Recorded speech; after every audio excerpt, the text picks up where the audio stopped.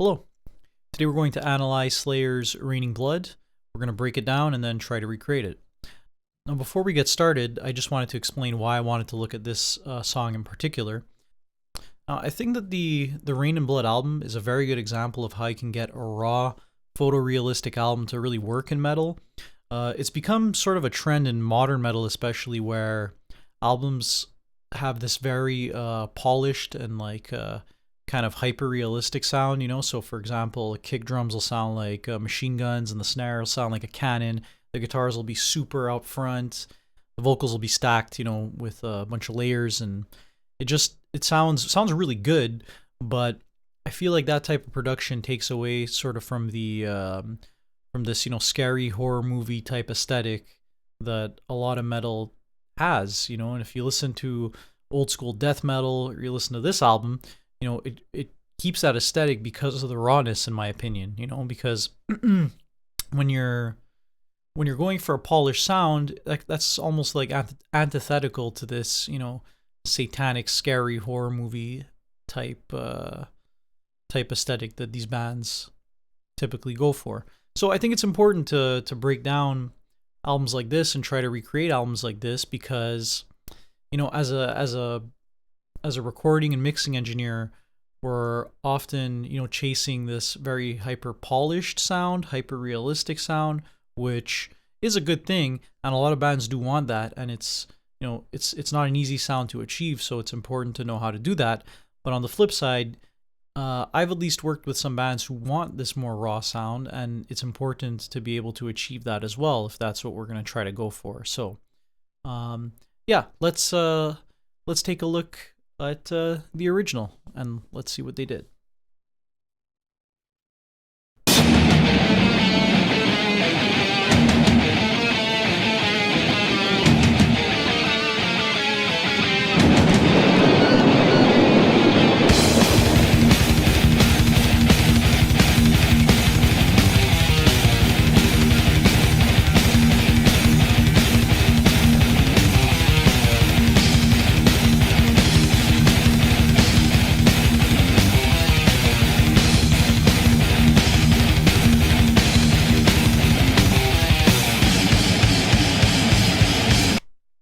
So the thing that jumps out to me when I listen to this is I'm noticing it's a very, very dry sounding recording. You know, so there actually really isn't any reverb at all on this, except for the toms at the beginning. And that's by design. There's actually an interview with Rick Rubin, who produced this album, where he's talking about how essentially a lot of metal albums at the time had this very big sort of reverby sound, and he said that he found that it didn't really work with metal, you know. And I think what was happening was that these metal bands were going to rock producers, and these rock producers were kind of adding this, you know, 80s rock aesthetic to metal records, and Rick Rubin found that it wasn't really causing the music to translate well. And that's a thing that you'll notice. You know, this album came out in 1986. Master of Puppets came out in 1986. Peace Sells, I think, came out in 86 or 85. Both those albums, super reverb heavy albums, and they sound great for what they are, but they don't sound like this. You know, this sounds very raw in your face, and both Metallica and Megadeth went for a more dry sound on their next album. So it does say something about the aesthetic, about this sort of dry aesthetic. Now, even the vocals on this album, let's see if we could find where the vocals are. Even the vocals have very little, if any, reverb at all, which is pretty rare, just in general. Not only for this era, but yeah, I think they're up here. Trapped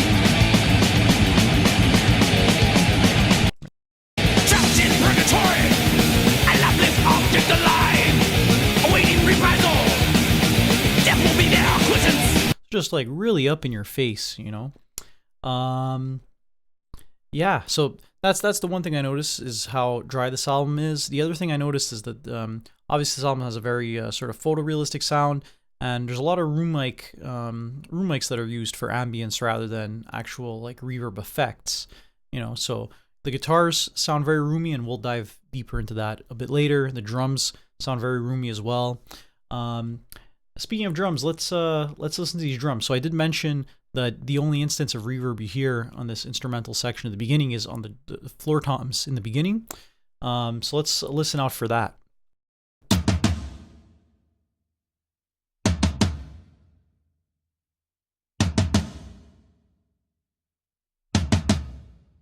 So you might have noticed that there's really only reverb on the third hit of each I guess won't call it a fill, I guess, of each like accent, right? So there's 3 da da da, and on the third one, that's when the reverb is engaged, and is also there's a longer reverb tail on the first and third hit versus the second and fourth, which have a much shorter tail. So let's listen again. Long tail, short tail. Right? And let's listen to the rest of these drums.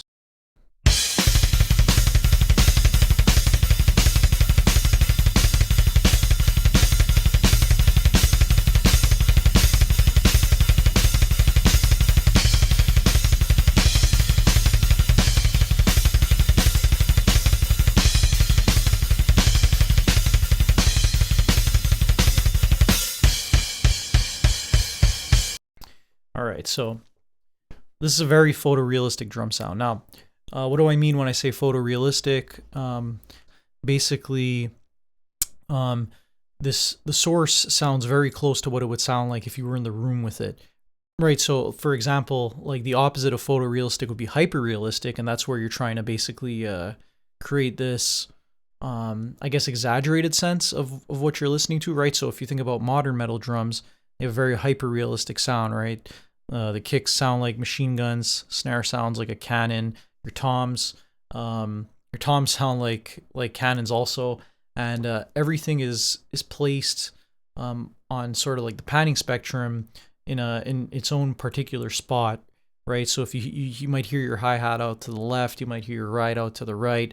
All your cymbals are sort of placed in like an assortment of ways. Your toms are placed in a very particular like order, panning wise too, and that's not really the way we experience drums when we're in a room with them or when we're watching a band live, right? We don't really get to hear it like that. You hear it more so the way it sounds like on this album, right? In like more photorealistic way. So when I'm hearing these drums, I'm hearing a lot of room mic, a lot of overheads, and not a lot of close mics. Now, the only piece that I'm hearing a lot of the close mics being used are the kicks, really. You know, the kicks are the only one. Let's take a listen again. Besides these kick drums, everything else seems to be pretty much coming mainly from the room mic, and then those spot mics on the shells are just like there to just push them out a little bit. So let's take a listen again.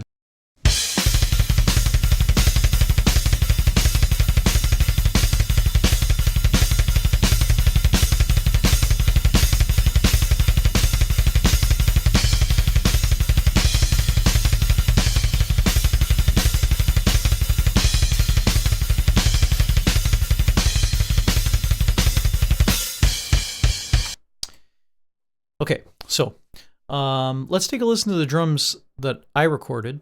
Before we listen, much like in the previous video I made on Nirvana's in Bloom, the biggest obstacle I had was that I was using program drums. I don't have Dave Lombardo to play for me, and now that's a pretty big obstacle given how much we're going for this, photorealistic real drum sound. But excuses aside, let's listen to my drums.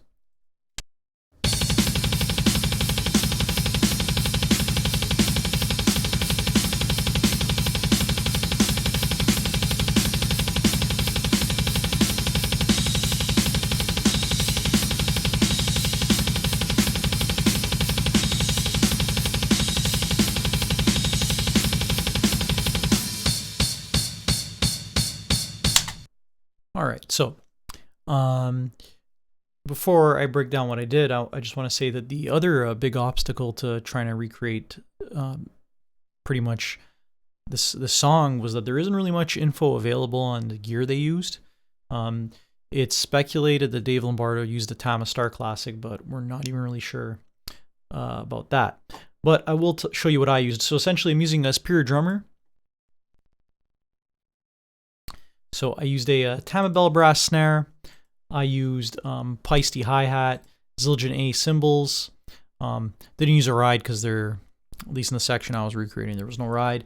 Then I used Pearl 18 by 26 kick drum and a 15 by 16 Pearl Masterworks floor tom and 16 by 18 for the second floor tom. I rendered each piece individually. So I have a room mic, I have overheads, I have the tom spot mics and the snare top, snare bottom mic, kick mic, all that, right? So trying to create as realistic of a real drum recording as I possibly can. So let's take a look at what I did. So on the drum bus, we just hyped a little bit of top end, or a decent amount of top end, right? 5 dB top end. We cut out some mids at 840 hertz just for a little bit of clarity. And that's pretty much it. And then we used a bus compressor. So now I'm going to play the drums. I'm going to take play them with the effects on, then take the effects off so you can hear what it sounds like, what the effects are doing. Volume match this. Here we go. So this with the effects on,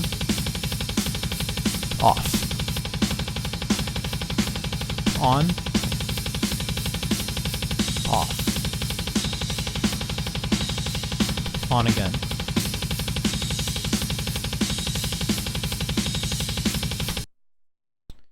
So you can hear that the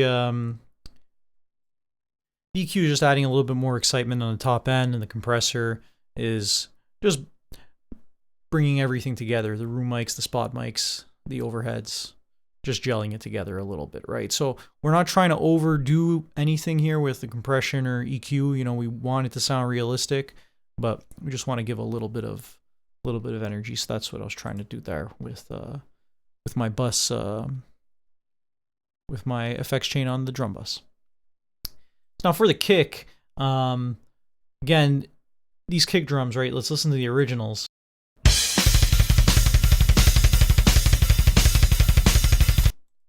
Not really what you're used to hearing in your typical like modern metal kick drums, right? It's not a crazy amount of hyped like top end in them.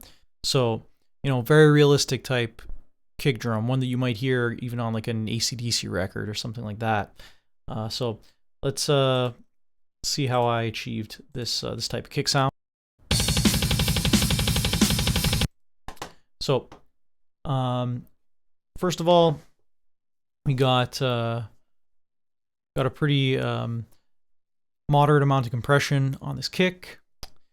We're high passing at 100 hertz. We're low passing at 9K.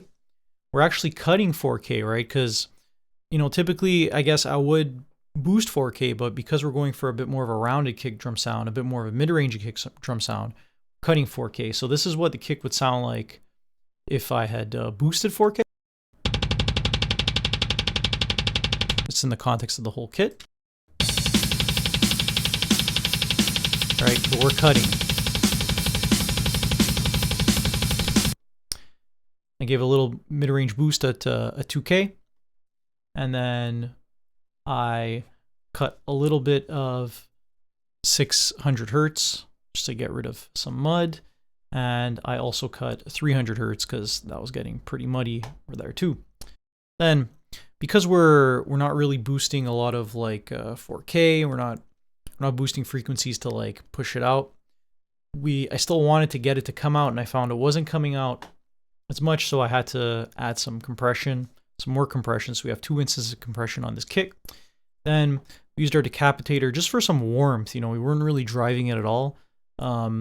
Just to warm up the tone a little bit, kind of give it like a more analog sound. And then again, cut another good amount of 100 hertz because I found it was getting really boomy and really woofy. And you know, this recording in general, not a very low end heavy recording. It's a very mid range sort of. It's a recording that lives a lot in the mid range. So let's listen to the kick with and without effects. With effects, without. with without.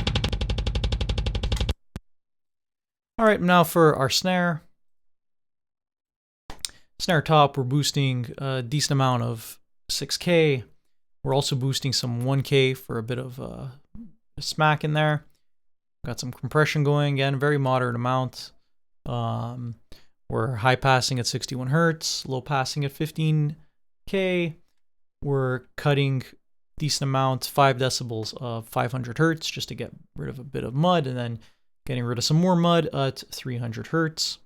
And for the snare bottom, you know, we're not really touching much in the EQ. We're just high passing at 80, low passing at 16K, and then we're boosting 10 dB, or boosting a good amount of 6K, because our snare bottom mic is, you know, where you're getting pretty much your high end on the snare. And then after that, we're adding a decapitator. This time we are driving it pretty hard, so we are giving it a pretty good amount of distortion. So you could hear with, I'll take it on and I'll start with it on and then turn it off, so you could hear what the decapitator is doing. Put it on, off.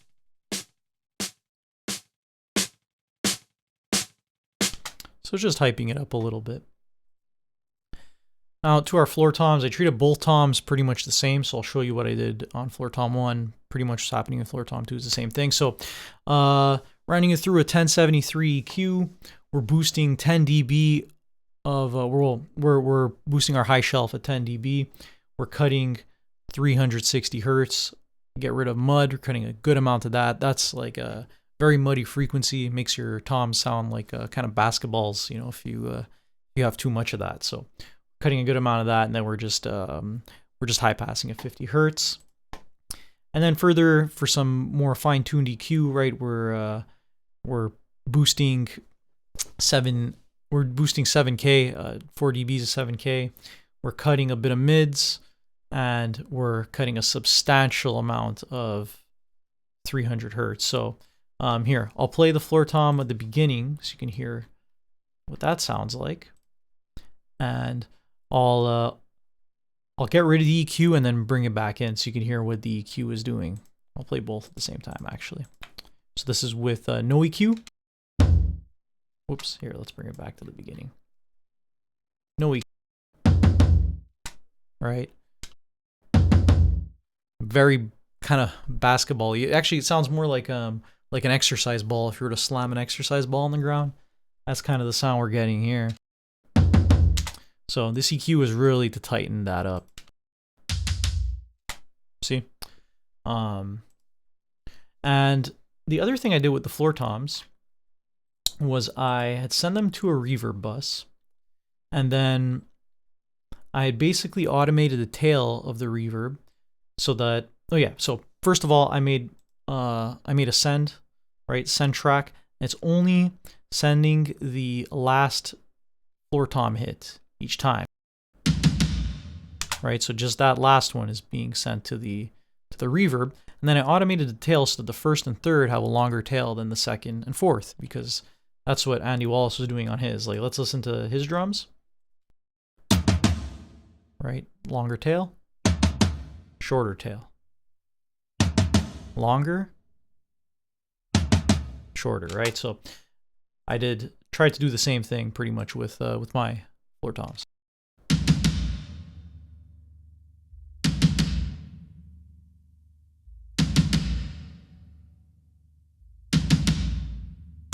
So,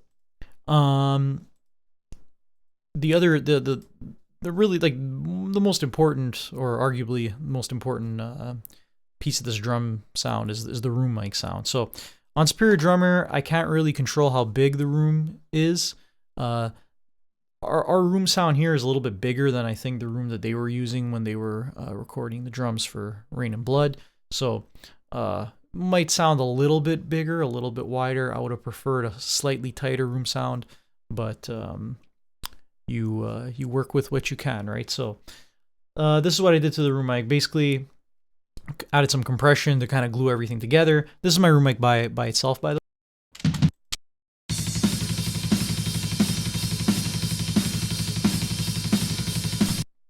All right, so added some compression to sort of glue all the pieces together, and then with our EQ, we basically high pass at 90, low pass at 11K. We cut 5 dB of 1.4K for some clarity, and then we cut a significant amount of 500 hertz to get rid of some woofiness. I found these drums were sounding very woofy relative to the original recording, so we're cutting a lot of low mids. If you can tell, if you can notice the trend, right? So this is the room mic with no effects. I'll volume match it. And then this is with effects.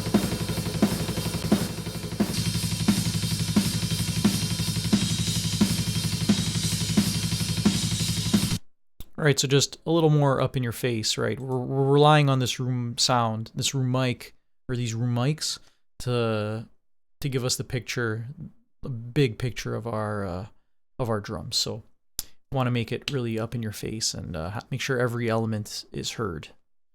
Then on the overheads, what I did was, added some slight compression, 2:1 ratio, very small amount of compression. We high passed to 220 hertz, and then we did a little bit of a high shelf boost, less than a dB high shelf at 10K. We cut some more mids for clarity, and we cut a lot more low mids to get rid of some woofiness. So essentially, mainly just some EQ moves done on the overheads. These are the overheads with the EQ,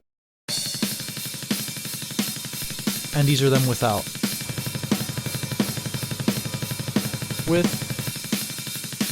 Without. So you kind of notice like that woofiness, right, when I take the EQ out. And so I'll play the entire drum sound. I'll try to volume match it as best as I could. I'll play it with effects, take the effects out, bring the effects back in so you can hear what the cumulative effects are doing on these drums. Whoops. There we go.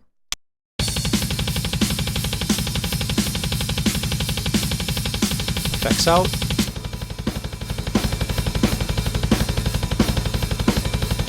Effects in.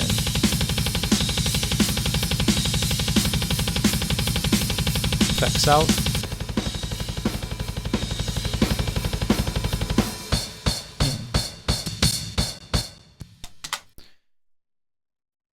All right, so let's take a look at the bass. We'll listen to the original bass. This is a pretty, in my opinion, a pretty ugly bass tone. Not a bass tone I would necessarily go for, but I think what they were trying to do with the bass on this album was just to give some, just to give a low end push to the guitars and be a compliment in that way. The bass doesn't really stick out on this album very much. In fact, it's pretty hard to hear if you're just like listening for it. But that's what they were going for. So let's take a listen to the bass.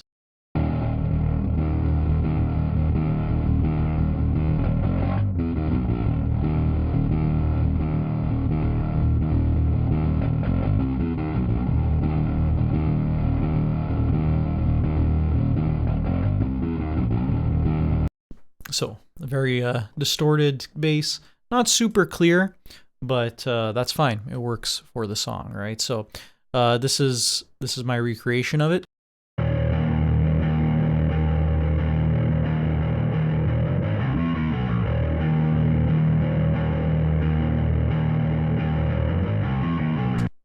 I was using for the record, I was using a Harley Benton Rickenbacker copy bass, so very cheap bass. I think Tom Arai was using some type of bass with some type of P bass, but passive pickups. I'm pretty sure that's what it sounds like. Definitely doesn't sound like active pickups. I did take a creative liberty in recreating this bass tone. I did add a chorus to it. It is something that Andy Wallace would use on his later records. The ones that he would mix was he would add typically add a chorus to his bass just to give it a bit of like a stereo movement. But I could take that chorus out and you can hear what it sounds like without it.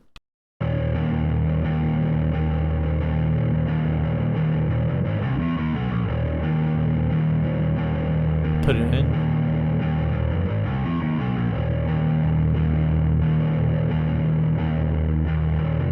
And you could make this pretty subtle too, you know, I can make it more subtle than that.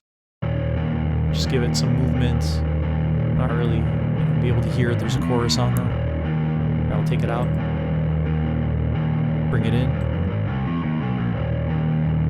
I think I like it a bit more subtle like that. So anyways, what else did I do to the bass? Essentially, what I used to record it, I used a Helix with the SVT preset with an 810 cab.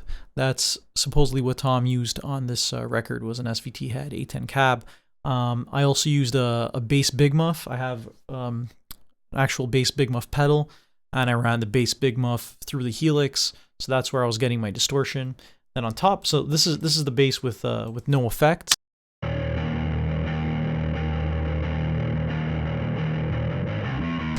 Then I ran it through a decapitator, and I essentially used the decapitator just as a way to get some warmth out of the bass. So I didn't really add any distortion with the decapitator. All I did, if you look here on the tone section, is I just made the tone a little bit darker. So it's kind of giving this sort of analog warmth type sound. So I'll bring the tone back up to 12 o'clock, and then I'll bring the tone up to 12 o'clock and then bring it down to where I had it. And so you can hear the difference that's making. So that was initially my bass tone.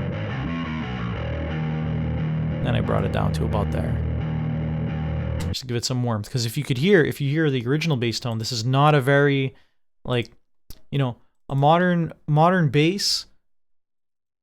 You might sound something like this. You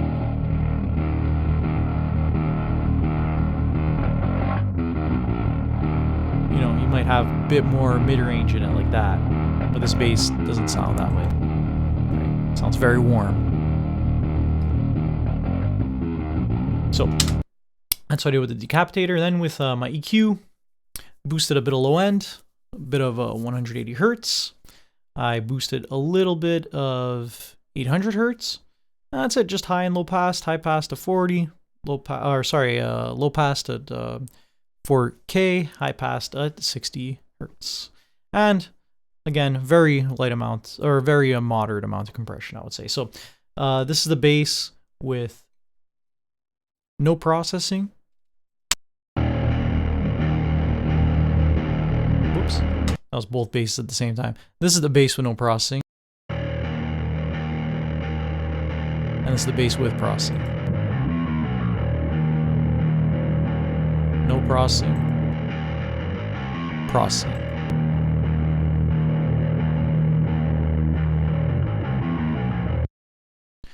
All right, so guitars. Now, the thing that let's take a listen to the isolated guitars first, and then we'll talk about them.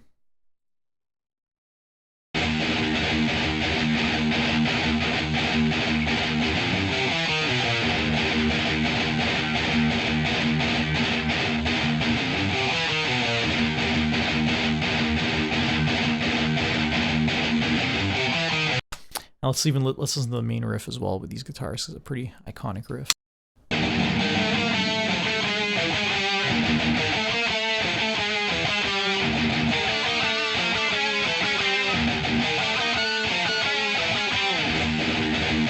All right.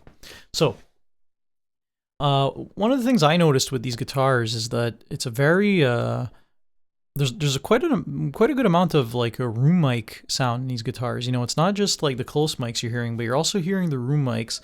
And I think that was one of the ways that Andy Wallace was able to get a sense of space and depth without using outboard reverb, you know, or reverb effects, right? They were going for a pretty raw, realistic sound, but you still want a sense of depth. So I think he achieved that by using room mics. Now, once again, there isn't much information on what was used for this album. From what I was able to find, they used a JCM 800, Kerry King's JCM 800. It was, I believe, like a half stack with, obviously with 412 cab, possibly with vintage 30s, but we're not sure, right? They also likely used their BC Rich guitars at that time, although Jeff Hanneman did have a Gibson Les Paul, so all that he did play during the early days of Slayer, so it's possible they used that Gibson Les Paul. And they may have boosted it with either, from what I've read, it was either a tube screamer or they boosted it with an EQ pedal, and they just they did this with the EQ pedal. So one of the things you can do if you have an EQ pedal is you can use it essentially as a boost pedal by just boosting the level. If you put it in front of your amp, you're essentially sending a hotter signal to your amp. So that's potentially one of the things that they did in recording these guitars. Now, I'm fortunate enough to have a 1985 JCM 800, so probably similar. I mean, Rain and Blood came out in 86, so close to the year that album came out. I don't have a tube screamer, but I have an EQ pedal, so I tried that method. I have a BC Rich guitar and I have a Gibson, so I essentially used both of those guitars, and this is the sound that I was able to get without any processing.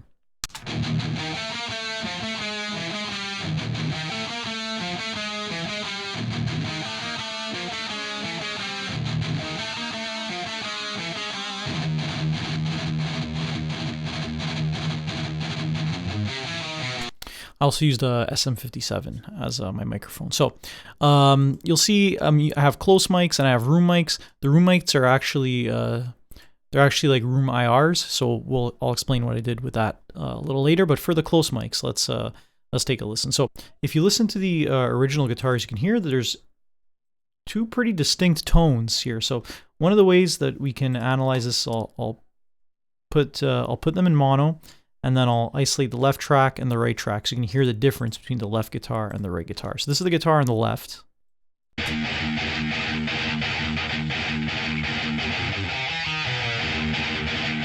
And this is the guitar on the right. Left.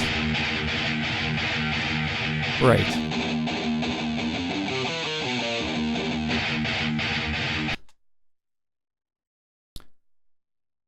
Right, so that left guitar sounds, for one, way more, it seems like they're using way more of the room mic on the left guitar, but it also sounds much more mid-rangey than the right guitar. The right guitar sounds a bit more scooped. So the BC Rich is the one that I was using on the left, and as you can see, I boosted a substantial amount of mid-range on that guitar. Other than that, we pretty much, didn't really touch the EQ, just did some high passing at 100, some low passing at 13K. We did this Joe Barresi trick where we just use the EQ on your SSL channel and you put it at a 1-to-1 ratio. And that was pretty much what I did there. Or just ran it through a 1073, no effects, just to color the tone a little bit. And then EQ-wise, just pretty much cut out a good amount of 3.2K because that frequency gets a little bit harsh. So this is that left guitar. This is the left guitar with no effects. And this is it with processing. So went for a much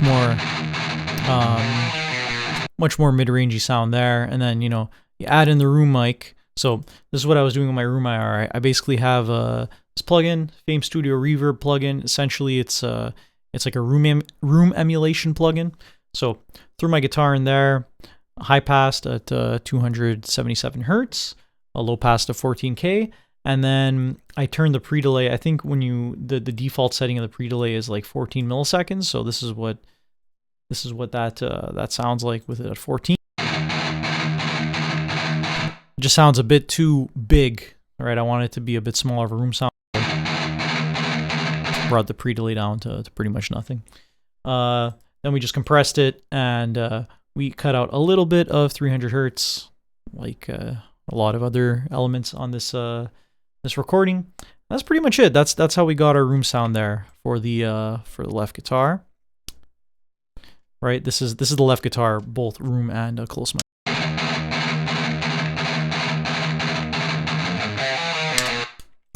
Now, for the right guitar, this is our close mic sound, no effects.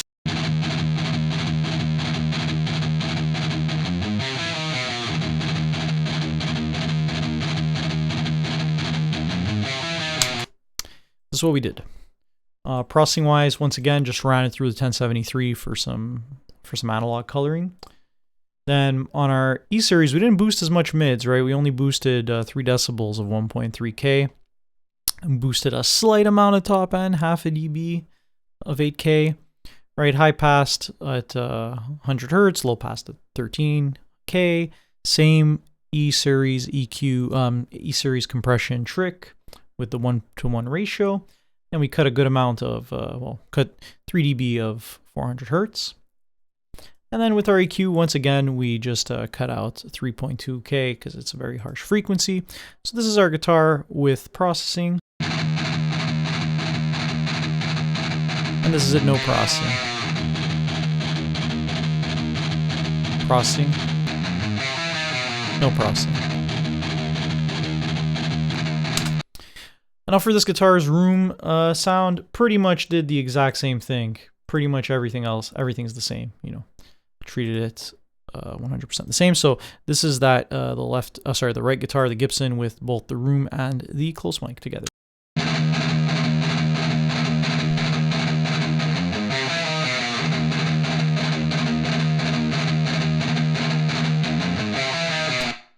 And so our guitar bus, once again, ran it through a decapitator just for a little bit. I was finding that the guitars were still sounding a little clean.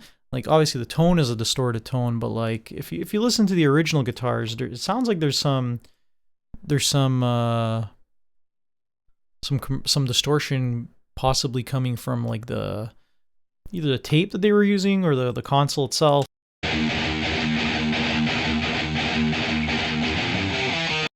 So that's what I did with the decapitator. So this is with it off. This is with it on. Off. On. I find it also does something similar to so Andy Wallace, he had discovered on this album that if you ran his guitars through PCM70 delay unit but didn't have any of the settings activated, that it brought the guitars forward. And there's a guy named JP Henry who has a really good video explaining sort of how he does this. I don't have a PCM70, so I found the decapitator, while giving some distortion coloring to the guitars, also helped bring them front, similarly to what Andy Wallace did with the PCM70. So that's why that's another reason why I used the decapitator on the guitar bus. Now, I'm going to play the entire recording, but before I do, I just want to explain on my instrument bus what I did, because there's quite a bit of processing on that as well. So on the instrument bus, we added like a decent amount of compression again, or moderate amount of compression, right? 4:1 ratio, very slow attack, very fast release, also high passed at 500 hertz. So nothing below 500 hertz is really getting touched by the compressor. Again, now with our master bus EQ, we boosted a little bit of 4K, which is something I typically wouldn't do, but again, you know, when you're mixing, you kind of have to take it song by song and see what's appropriate for that particular song that you're working on, right? So usually I'll find 4K is a bit of a harsh frequency to boost, but in this case I found that I was missing a bit of that bite, so boosted that. And we cut out a little bit of, and that's pretty much it for the master bus EQ. Then through the decapitator on the master bus, again, we didn't do anything in terms of EQ. We just added a very slight amount of drive, like just between 0 and 1, and it's set to E, which E is based off of a Neve console. So essentially I was just trying to emulate, you know, some console warmth, a little bit of the drive you get from like an analog console, and a little bit of the glue you get from an analog console. Then so this is a move I decided to make. I probably wouldn't normally do this and like squish down my mix, but I decided to high pass my my overall mix at 100 hertz and low pass it at around 11K. And the reason why I did this is I was just finding that without this move, it was very, how would I say it? It just wasn't sitting in the same spot that the original was sitting, you know? So it just didn't sound as, like, I guess, old school without this EQ. So I'll play the mix and I'll take the EQ off so you can hear the difference that it makes. So this is with it on. And this is with it off. On, off. I personally find it sounds better with it off, but just we're going for something similar to the original, right? Which sounds like this.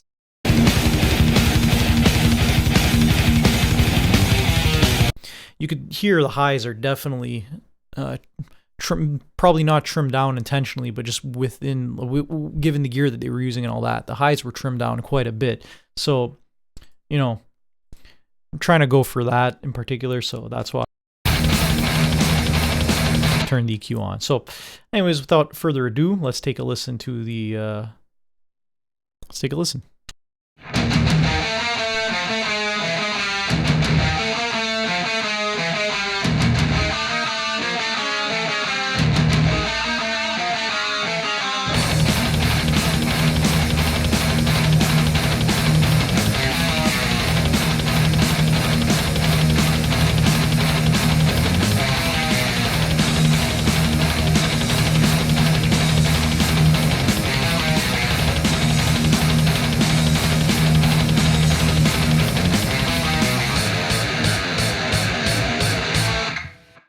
Alright, so I hope you found this video informative.